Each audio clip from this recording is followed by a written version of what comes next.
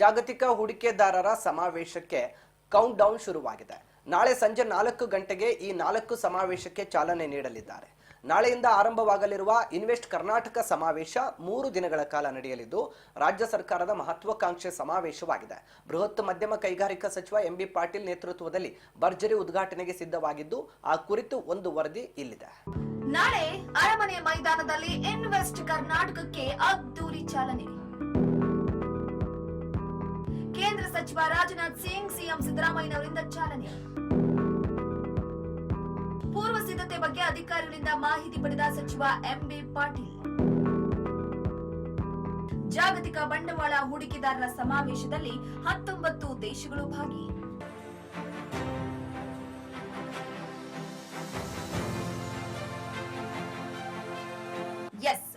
ರಾಜ್ಯ ಸರ್ಕಾರದ ಬಹುನಿರೀಕ್ಷಿತ ಮಹತ್ವಾಕಾಂಕ್ಷೆಯ ಇನ್ವೆಸ್ಟ್ ಕರ್ನಾಟಕ 2025ರ ಸಮಿಟ್ಗೆ ಕ್ಷಣಗಣನೆ ಆರಂಭವಾಗಿದೆ. ಬೆಂಗಳೂರು ಅರಮನೆ ಮೈದಾನದಲ್ಲಿ ನಡೀತಾ ಇರುವಂತಹ ಸಮಾವೇಶ ಸ್ಥಳವನ್ನ ಕೈಗಾರಿಕಾ ಸಚಿವ ಎಂಬಿ ಪಾಟೀಲ್ ಪರಿಶೀಲನೆ ನಡೆಸಿದ್ದಾರೆ. ಇನ್ನು ಸಮಾವೇಶದ ಉದ್ಘಾಟನೆಯು ನಾಳೆ ಸಂಜೆ 4ಕ್ಕೆ ನಡೆಯಲಿದ್ದು ಕೇಂದ್ರ ರಕ್ಷಣಾ ಸಚಿವ ರಾಮನಾಥ್ ಸಿಂಗ್ ರಿಂದ ಜಿಮ್ ಉದ್ಘಾಟನೆ ನೆರವೇರಲಿದೆ.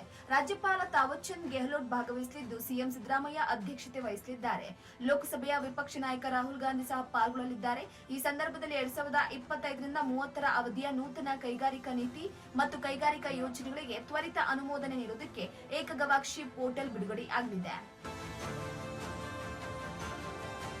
ಜಾಗತಿಕ ಬಂಡವಾಳ ಹೂಡಿಕೆದಾರರ ಸಮಾವೇಶದಲ್ಲಿ 19 ಬಗೆಯ ವಿವಿಧ ದೇಶಗಳ ಭಾಗಿಯಾಗಲಿದ್ದು ಇದಕ್ಕೆ ಪೆವಿಲಿಯನ್ಗಳನ್ನ ಇರಿಸಲಾಗಿದೆ. ಈವರೆಗೆ ನಡೆದ ಇನ್ವೆಸ್ಟ್ ಕರ್ನಾಟಕದಲ್ಲಿ 7 ಲಕ್ಷ ಕೋಟಿಯವರೆಗೆ ಮಾತ್ರ ಹೂಡಿಕೆ ಮಾಡಲಾಗಿದೆ. ರಾಜ್ಯದ ಆರ್ಥಿಕ ಮತ್ತು ಕೈಗಾರಿಕಾ ಬೆಳವಣಿಗೆಗೆ ನಿರ್ಣಾಯಕ ಕೊಡುಗೆ ನೀಡುತ್ತಾ ಇರುವ 14 ಉದ್ಯಮಗಳನ್ನ ಜಾಗತಿಕ ಹೂಡಿಕೆದಾರರ ಸಮಾವೇಶದಲ್ಲಿ ಇದೇ ಮೊದಲ ಬಾರಿಗೆ ಗುರುತಿಸಿ ಪುರಸ್ಕರಿಸಲಾಗ್ತಾ ಇದೆ. ಈ ಕಾರ್ಯಕ್ರಮ ಫೆಬ್ರವರಿ 12ರ ಸಂಜೆ ನಡೆಯಲಿದ್ದು ಇವುಗಳಲ್ಲಿ ವೈಮಾನಿಕತ್ವ ಮತ್ತು ರಕ್ಷಣೆ, ಆಟೋ, ಇವಿ, ಜೈವಿಕ ತಂತ್ರಜ್ಞಾನ ಮತ್ತು ಜೀವವಿಜ್ಞಾನ ವಲಯಗಳ ಸಾಧಕ ಉದ್ಯಮಗಳು ಇರಲಿವೆ. ಏರೋಸ್ಪೇಸ್, ನವೀಕರಿಸಬಹುದಾದಂತಹ ಇಂಧನ, ಎಲೆಕ್ಟ್ರಾನಿಕ್ಸ್, ಸೆಮಿಕಂಡಕ್ಟರ್ ಮತ್ತು ಅತ್ಯಾಧುನಿಕ ತಯಾರಿಕೆಯ ವಲಯದಲ್ಲಿ ಕರ್ನಾಟಕವು ಬಂಡವಾಳ ಹೂಡಿಕೆಗೆ ಮುಂಚೂಣಿಯಲ್ಲಿ ಇರುವುದನ್ನು ಜಾಗತಿಕ ಉದ್ಯಮ ಜಗತ್ತಿಗೆ ಸಮಾವೇಶದ ಮೂಲಕ ಪರಿಚಯಿಸುವುದಕ್ಕೆ ಸರ್ವ ಪ್ರಯತ್ನಗಳನ್ನು ಮಾಡಲಾಗ್ತಾ ಇದೆ. ಪರಿಸರ ಸ್ನೇಹಿ ವಿದ್ಯುತ್ ಚಾಲಿತ ವಾಹನಗಳು, ಡಿಫೆನ್ಸ್, ಜೈವಿಕ ತಂತ್ರಜ್ಞಾನ, ಸಂಶೋಧನೆ ಹಾಗೂ ಅಭಿವೃದ್ಧಿ ಮತ್ತು ಗರಿಷ್ಠ ನಿಖರತೆಯ ಬಿಡಿಭಾಗ ತಯಾರಿಕಾ ವಲಯಗಳಲ್ಲಿನ ಇತ್ತೀಚಿನ ಬೆಳವಣಿಗೆಯ ಮೇಲೆ ಫ್ಯೂಚರ್ ಆಫ್ ಇನ್ವೆಷನ್ ಹಾಗೆ ಎಕ್ಸ್ಪೋ ಬೆಳಕು ಚೆಲ್ಲಲಿದೆ. ರಾಜ್ಯದಲ್ಲಿನ ಎಸ್ಎಂಇ ಹಾಗೂ ನವೋದ್ಯಮಗಳ ಬೆಳವಣಿಗೆಗೆ ಸಮಾವೇಶವು ವೇಗ ನೀಡಲಿದೆ. ಡಿಜಿಟಲೀಕರಣ ಅಳವಡಿಸಿಕೊಳ್ಳುವುದಕ್ಕೆ 2000ಕ್ಕೂ ಹೆಚ್ಚು ಎಂಇಎಸ್ಗಳಿಗೆ ಸೂಕ್ತ ತರಬೇತಿ ನೀಡಲಾಗಿದೆ. ಡಿಜಿಟಲ್ ಪರಿವರ್ತನೆ 100 ಎಸ್ಎಂಇಗಳಿಗೆ ಅಗತ್ಯ ನೆರವು ನೀಡಲಾಗಿದೆ.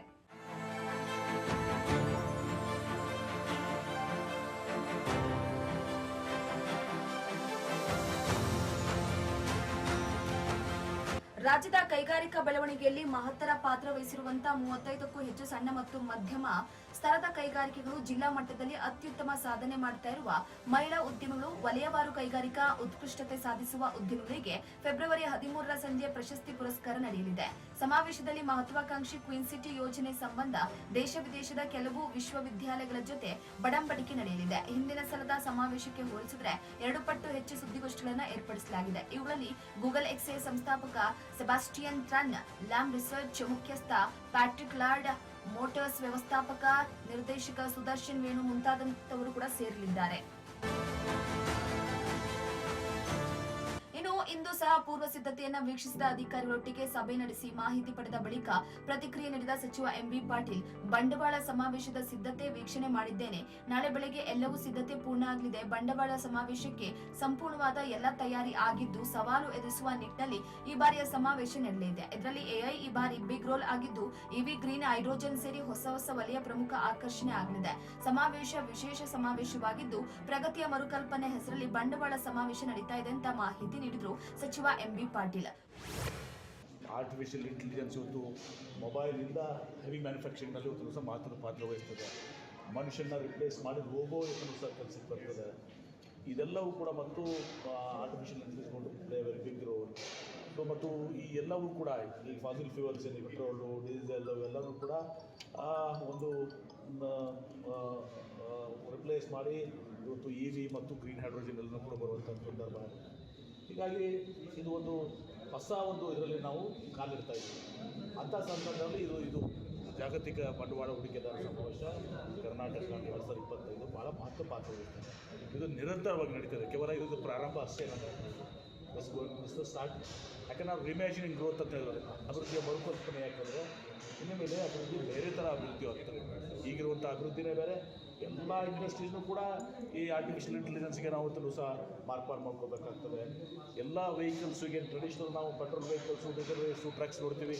ಇವೆಲ್ಲವೂ ಕೂಡ ಮುಂದೆ ಒಂದು ದಿವಸ ಎಲ್ಲ ಇ ವಿ ಮತ್ತು ಗ್ರೀನ್ ಹೈಡ್ರೋಜನ್ ನಡೆಯುವಂಥದ್ದಾಗ್ತದೆ. ಸೊ ಹೀಗೆಲ್ಲವೂ ಕೂಡ ಇದ್ದಾಗ ನಾವು ಈ ಸವಾಲುಗಳನ್ನ ಯಾವ ರೀತಿ ನೋಡ್ಕೊಳ್ತೇವೆ, ರೀಇಮ್ಯಾಜಿನಿಂಗ್ ಗ್ರೋತ್ ಅಂತೇಳಿ ಪ್ರಗತಿಯ ಮರುಕಲ್ಪನೆ. ಅದು ಯಾವ ರೀತಿ ಅಂದರೆ ಟೆಕ್ ಡೆವಲಪ್ಮೆಂಟ್, ತಾಂತ್ರಿಕತೆಯನ್ನು ಮುಂದುವರೆದಂಥದ್ದಾಗಬೇಕು. ಹಸಿರು green manufacturing will be important. Inclusive ಎಲ್ಲವನ್ನು ಒಳಗೊಂಡು ಸಾಗಬೇಕು.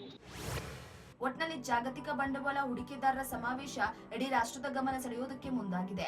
10 ಲಕ್ಷ ಕೋಟಿಗೂ ಹೆಚ್ಚು ಬಂಡವಾಳ ಹೂಡಿಕೆ ಬರುತ್ತೆ ಎನ್ನುವ ವಿಶ್ವಾಸ ಇದೆ. ಸಮಾವೇಶದ ಮೂಲಕ ಉದ್ಯೋಗ ಸೃಷ್ಟಿ ಸೇರಿದಂತೆ ಉತ್ಪಾದನೆಗೆ ಅನುಕೂಲಕರ ವಾತಾವರಣ ಉಂಟಾಗಲಿದೆ. ನವೋದ್ಯಮಗಳಿಗೆ ವೇದಿಕೆ ಆಗಲಿದೆ ಈ ಸಮಾವೇಶ. ಇದರಿಂದ ಲಕ್ಷಾಂತರ ಉದ್ಯೋಗ ಸೃಷ್ಟಿಯಾಗಲಿದೆ. Basavaraj Hugar, political bureau, Raj news Kannada, Bengaluru.